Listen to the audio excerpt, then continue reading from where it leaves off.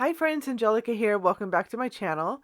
Today I'm so excited to be featuring Colorado Craft Company's newest big and bold stamp set, Color My World, featuring these amazing paintbrushes. They're right up my alley since I love to watercolor so much, but today I decided to color them another way using Copic markers and colored pencils. So let me share with you my process. A quick look at the stamp set shows that you have a variety of paintbrushes to use, and there's also 3 sentiments available. The paintbrushes are quite large, giving you lots of options for different projects. I used all of the paintbrushes in the stamp set to stamp onto Express-It blending card with Ink on 3 fade out ink. I did stamp the ink twice before I started coloring. This ink is super light, so I can do a no line coloring effect. I colored all of the paint handles with the same Copic colors using E47, E44, E43, and E41.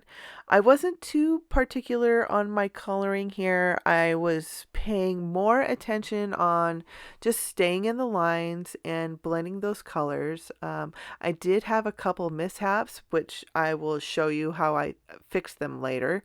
I'm doing a quick shadow on the right side, and then we'll be coming back later to do a lot of detailed work with real sharp pencils. This big handle is one of the examples that I was saying where I had a big mishap. And instead of just starting my project over, I decided that I'm going to clean it up. I'm going to use my colorless blender to push as much ink back into the paper as I can, and then I'm going to come back later and really clean it up. Moving on to the metal ferrule, I'm using my cool grays to color it, starting with C4.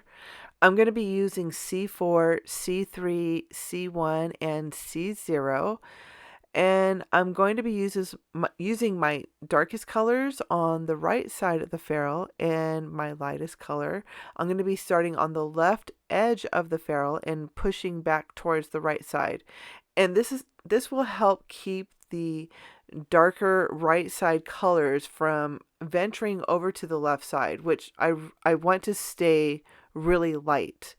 I color this way a lot, using my lightest color to push the dark colors away, leaving a fun light source. I'm trying to replicate silver right now, and the left side is what I want to be that lightest silver. The smaller the ferrules became heading down to the round brushes, I needed to be super careful with my coloring strokes, so you're going to see me using the top of my nib a lot. And I'm coloring really gently. That's my way of controlling my marker strokes and making sure my ink doesn't make a big mess. And talking about messes, I have a couple to clean. Those big globs of ink that I had made, I do need to hide. So I have my number 8 white jelly roll pen to just color over the inks and hide it. I'm tightening up my lines on the handle, and I do this a lot to hide my mistakes, and it works perfectly. Moving on to the bristles, I will admit I was really intimidated on what I should do.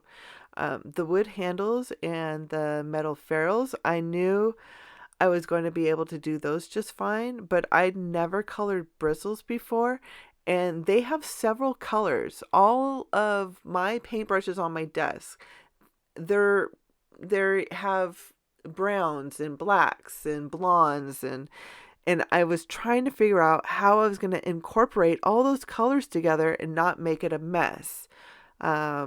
So I ended up I picked a couple colors to start with, E47 and E49, which I know are really dark colors. But I decided with the more contrast that I needed, I was going to wait until it was time to bring in colored pencils. Using my Copic markers right now to color the bristles, I made sure that my marker was pretty much straight up and down. You're really not going to see a lot of my strokes, which I'm sorry for that. I didn't realize that was going to happen. I should have put my camera off to the side, but it's too late now. So I'm going to explain what I'm doing. I'm barely putting my nib of the marker on my paper, and I'm just flicking up ever so slightly and just leaving a little uneven line to replicate what I think bristles would look before paint was on them. The stamp lines for the paint brushes show me how high the bristles are going to be, so I'm only going to be bringing up the dark brown bristles about halfway because I want the top of the bristles to be the colored paint. So right now, not only am I paint or coloring the bristles dark brown, but I'm also thinking about how I'm going to incorporate the paint colors to come back down into that dark brown. And it got a little intimidating. Bringing red into brown, how do you blend that? I don't know. So I just decided let it go, and I was hoping that when I brought in the colored pencils, it was going to save the project since I was way too far to stop. I'm going to be coloring the brushes in rainbow order, starting with a red color combination. I'm using R35, R29, and R59. This is one of my go-to red combinations. If you're starting your Copic collection right now, I do recommend that if you find a Copic combination that you really like or that you maybe see being used a lot, get those refills. Definitely before venturing out and getting more red markers or whatever color you want for your collection, whatever combination that you see that you like. The refills are just as important, if not more, than the markers. Because once your specific marker runs out of ink, let's say the R29 right now, it's hard to find a replacement for that color to use until you do get your hands on a refill. But having that refill already in your craft area really is a savior. I started with R35 down towards the brown bristles, and I'm going to use my darkest color R59 at the very top where I want it to look like that's where the darkest colors are going to be. The darkest color is going to be. All of the paintbrushes are going to be painted or are going to be colored like that with the darkest color on the very tip of the paint bristles. Moving on to the YR colors, I do like to darken my oranges with browns, and I lean towards the E07 or E08 markers. They're fantastic colors to give that contrast to the oranges. Also, I'm going to be using a violet to darken my yellows. V93 is what I'm using today to lay under Y18. I'll keep sharing my Copic combinations down in the left-hand corner, and if you like what you see, be sure to write them down for future reference. That's how I learned my combinations. I followed other crafters, and I paid attention to what they were using. And if I liked them, I bought them. What I'm using right now, these are very basic combinations, but they're the ones that I use the most.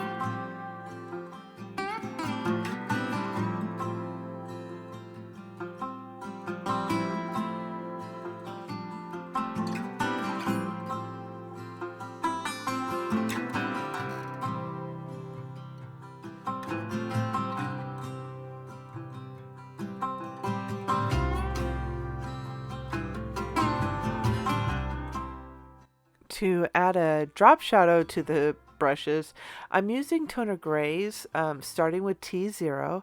I'm going to use a very broad stroke, letting the ink dry, and then I'm going to add a smaller line with T1, and I'm going to let that layer dry before coming in with a small line of T2. Letting the inks dry between layers doesn't give the chance of the inks blending together, and it leaves a 3-tier shadow effect that I absolutely love. For the pencil detail, I used my Faber-Castell Polychromos. Now, I didn't pay attention to what pencils I was using.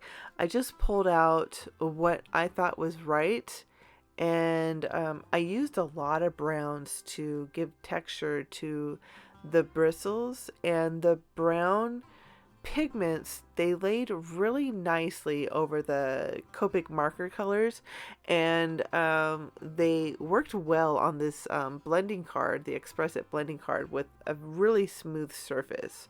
So I was able to change a bit of the texture of the brushes, which you're going to see, and I know I used a dark umber brown and a sepia brown, and I use a lot of the my indigo blue pencil to add some really sharp shadows.